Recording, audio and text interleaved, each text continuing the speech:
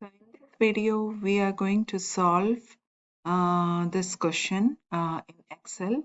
So the first one is how to construct the frequency table. And we have been given this data. So what we will do is we will write this data first, and then we have to create the frequency table. So we will write the X and then F. F is for frequency, X is the data. Now we'll see what is the minimum value and maximum value in this data. So minimum is here 10 and maximum is here 15. So we will write all the numbers between 10 to 15.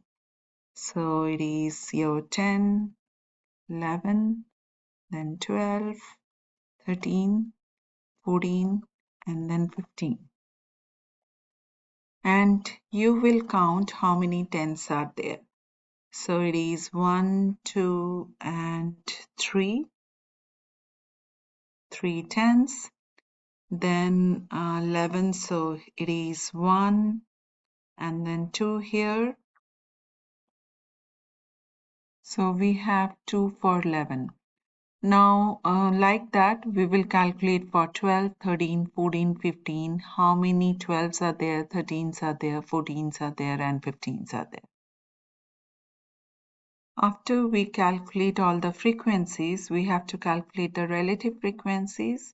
So relative frequency is equal to the given frequency divided by total frequency. So total frequency we can find out by adding all the frequencies, which is using the sum function.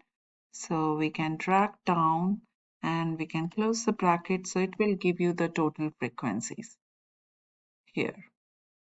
Now we can find the relative frequency, which is equal to the given frequency divided by the total frequency, which is 18. So it is 0.16, and we can drag till the end so that we get the relative frequencies. So next is cumulative frequencies. So cumulative frequency can be obtained by the addition of the current one and all other previous relative frequencies. So for this one, it will be the same, so which is 0.17. And for the second one, it will be the second relative frequency plus the first relative frequencies. So equal to the second one and then plus of the first one, and press enter. So for the third one, it is addition of the second one plus third one, then second one, and then the first one.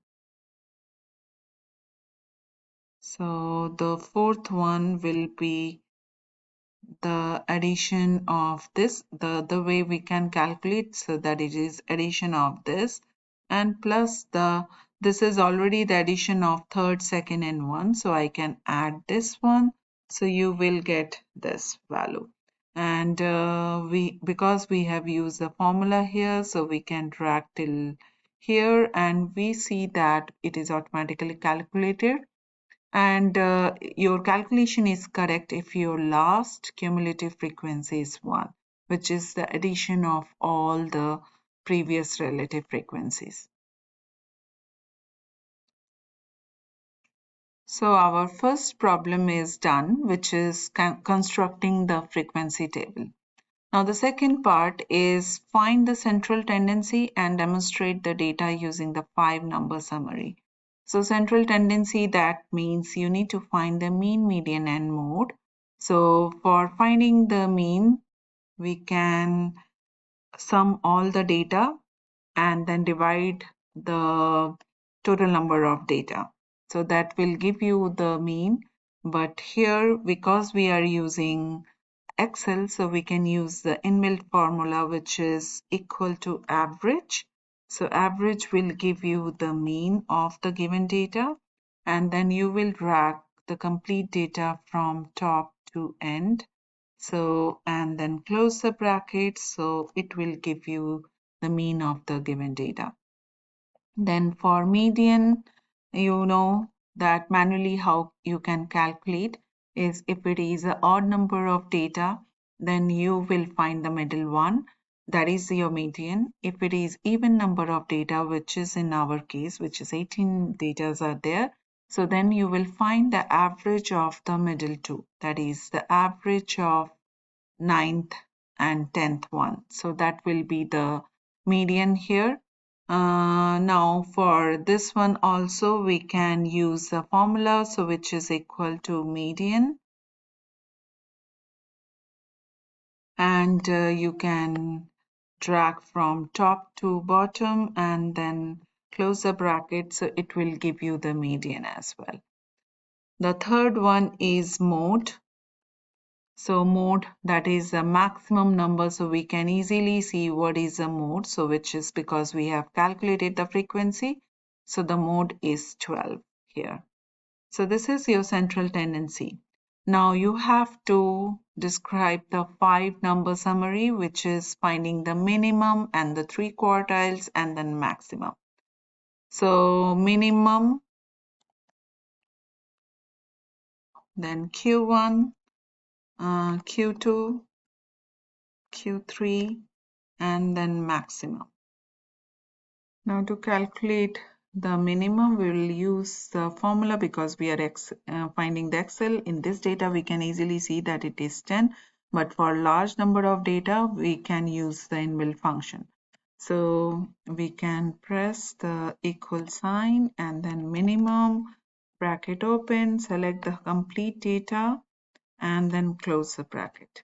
So it will give you the minimum value, and same for maximum. We can easily see it is 15, but for large data we can use the inbuilt function. So maximum, open data, select the complete data and close the bracket, so that will give you the maximum value. Now the Q2, what I told you how to calculate is the finding the median. So median is 12, so we can easily say that it is 12.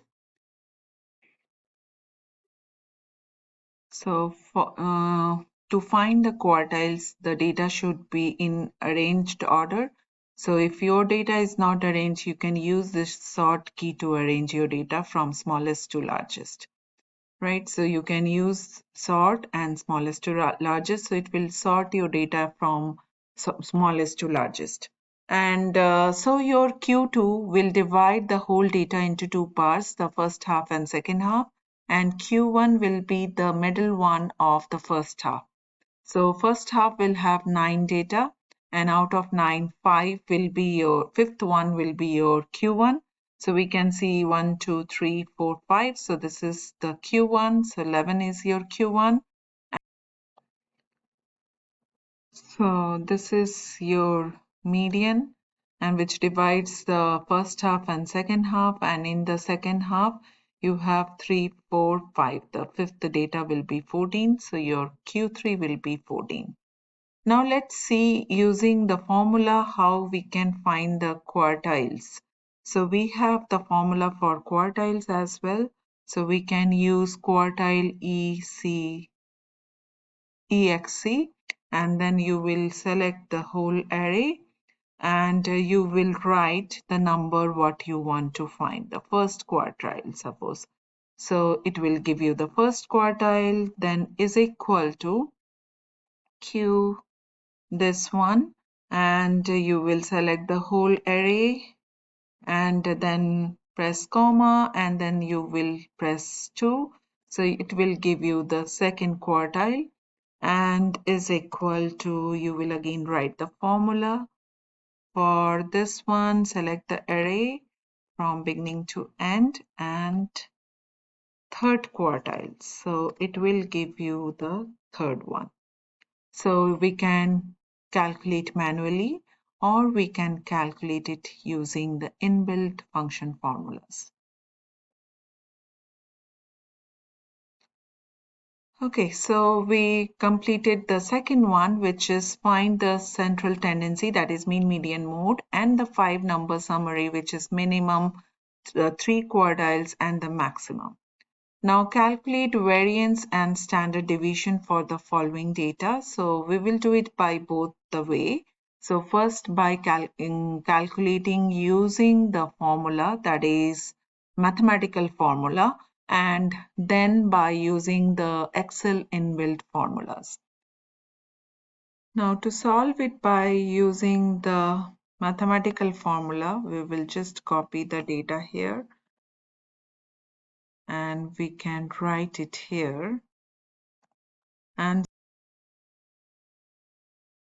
we can write x minus mean here, then square of x minus mean,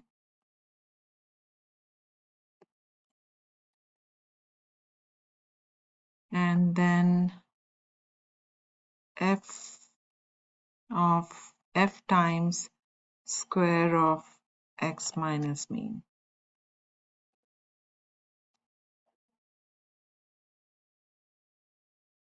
So this is if you are using the frequency table. So then this formula, if you are not using the frequencies, so then you will use the other formula.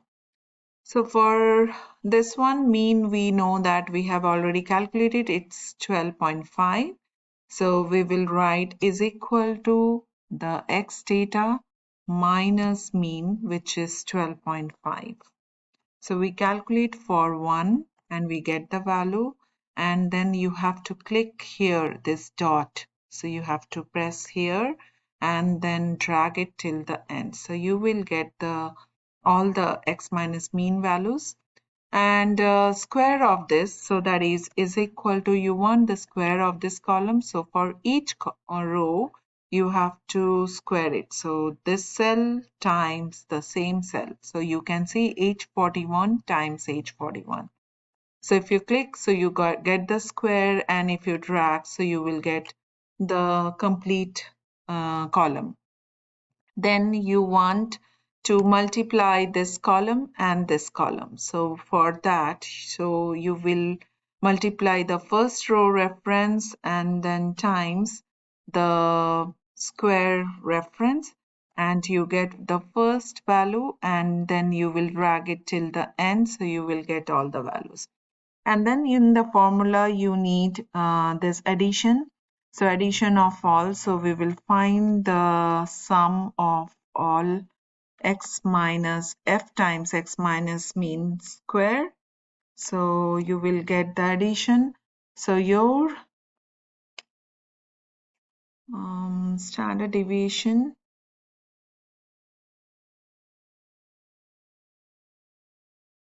okay, so here, so your standard deviation formula is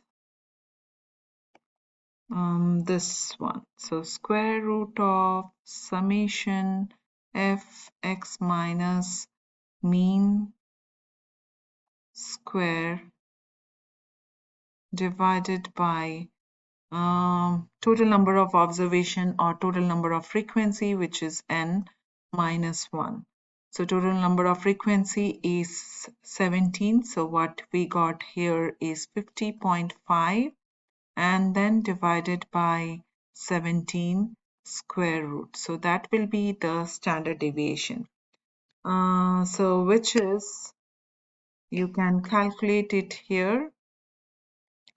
So 50.5 divided by 17. So it is equal sign. So it is this one, and then equal to square root of this. So SQRT, and then open brackets, press the number, close bracket. So you will get the, what is your standard deviation. So this is your variance, and this is your standard deviation.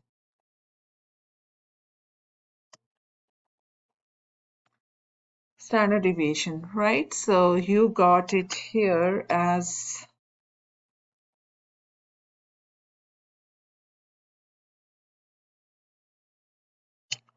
this as 1.72 as your standard deviation. Now, if we are using the inbuilt formula here, so how we can calculate the variance using the inbuilt formula? So here is equal to variance, and if you press variance VAR, so you will see two dot P dot S. Dot P is for population and dot S is for sample. So we want it for sample. So you will click tab, and that means you need to select the series. So series is the original, so remember this has frequency, this is not your original series. So this is your original series, so you will select the whole series here, so from the beginning till end, and then you will close the bracket here. So you will get the same variance as what we got using the mathematical formula. And the same thing for standard deviation. So standard deviation and inbuilt formula if you are using, so equal to STD if you type. So you can see this is your standard deviation for sample.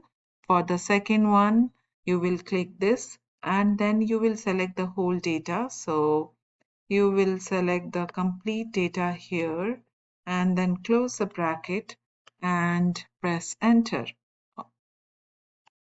and you will get the same standard variation, standard deviation, what we got it using the formula, mathematical formula. Right, so this is your third part of the problem. Now the last part, that is this data symmetric or skewed.